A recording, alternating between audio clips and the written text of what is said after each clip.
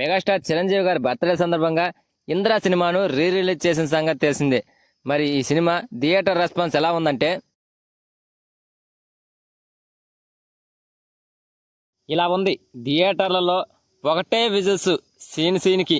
Re release trend అయిపోతుందనుకున్న ప్రతిసారి ఏదో ఒక బ్లాక్ బస్టర్ వచ్చి అది నిజం కాదని రుజువు చేస్తుంది.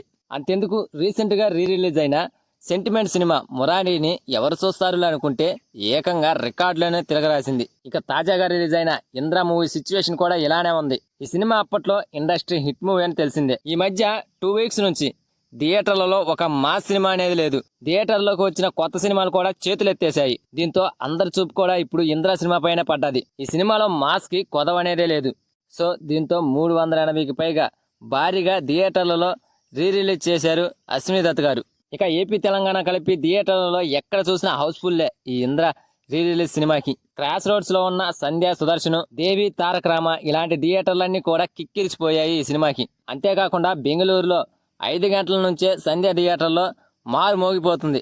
ఒక్క మాటలో చెప్పాలంటే అన్ని జిల్లాల్లో కూడా ఇదే situation. Hyderabad Prasad PCX large screen లో 5 షోలు ఇస్తే ఫస్ట్ డేనే 90% వరకు ఆక్యుపెన్సీ రాబట్టింది. ఇది నిజంగా మెగాస్టార్ గారి ఇంద్ర ఫేవర్ అనే చెప్పాలి.